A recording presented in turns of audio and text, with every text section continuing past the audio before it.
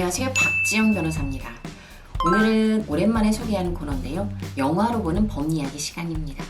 오늘 소개할 영화는 더블 크라임인데요. 미국에서는 더블 제퍼디라는 이름으로 상영이 됐었습니다. 즉, 이중 위험 금지 원칙을 말하는데 동일한 범죄로 두 번 처벌받지 않는다. 추정헌법 5조에 나온 내용입니다.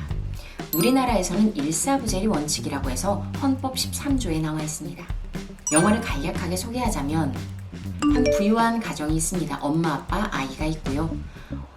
부가 요트 여행을 떠나는데 잠깐 안에 들어갔던 아내가 어떠한 소리를 듣습니다. 그리고 나와 보니 이 요트 위가 피로 범벅이 되어 있고 피가 묻은 칼이 놓여져 있습니다. 남편은 어디론가 사라졌고요.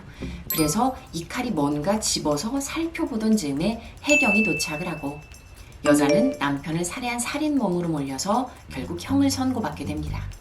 가장 절친한 친구에게 아이를 부탁하죠. 네가 입양을 해서 좀 데리고 있어달라. 친구는 알았다고 하고 아이를 데리고 갑자기 잠적을 합니다. 잠시 감옥에서 나왔던 여자는 아이를 찾아 나섭니다. 그리고는 놀라운 광경을 목격하는데요. 죽었다는 남편이 자신의 절친한 친구와 살고 있었습니다. 자신의 아이를 데리고요. 이 사실을 알고 감옥에 있던 변호사로부터 도움을 받습니다. 우리나라는 이중위험 금지 원칙이 있는데 나가서 같은 사람을 살해하더라도 두 번 처벌을 받진 않을 거야 라고 충고를 해줍니다. 처음부터 죽일 생각이었는지는 잘 모르겠으나 우여곡절 끝에 실제로 여성은 남성을 죽이게 됩니다. 그리고 처벌을 받지 않은 채 끝나게 되는데요. 현실에서 보자면 사실은 조금 틀린 부분이 있습니다. 일사부재리 원칙이든 이중위험 금지 원칙이든 동일한 범죄라고 한다면은 A를 죽인 사실 이외에 어떻게 어떤 상황으로 죽였는지도 포함을 하는 것입니다.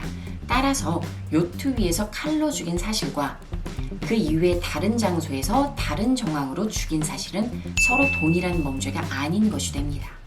따라서 현실에서는 두 번째 살인으로 인해서 다시 형을 선고받게 될 것이고 첫 번째 살인에 대해서는 억울한 누명을 썼기 때문에 재심 청구를 하여서 유죄 판결을 취소한 다음 형사 보상 청구를 할 수 있습니다. 이중위험 금지 원칙과 관련해서는 미국에 좀 유명한 판례가 있는데요. 프란시스 판례입니다. 당시 17세 흑인이었던 소년에 대한 얘기인데 사형수였죠. 사형을 집행하려고 하였는데 실수로 약이 조금만 투여가 돼서 죽지 못했습니다. 그래서 다시 한번 집행을 하려고 이 명령을 내려주십시오 라고 하자 이 흑인의 변호인이 말합니다. 이중위험 금지 원칙이 위배됩니다. 두 번 집행할 수 없습니다 라고 얘기를 하죠. 이에 대해 연방대법원은 무엇이라고 얘기를 하느냐. 국가적 혹은 법률적 실수로 인해서 재판이 잘못 나온 경우에는 동일한 사실관계에 대해서 다시 재판을 받을 수 있는 것처럼 집행도 마찬가지다. 법률적 혹은 국가적 실수로 인해서 집행이 이루어지지 못했다면 동일한 사실에 대해서 다시 한번 집행을 할 수 있다라고 얘기를 합니다. 영화를 한번 보신 후에 제가 말한 현실적인 내용과 어떻게 다른지 한번 찾아보시는 것도 재밌을 것 같습니다. 감사합니다.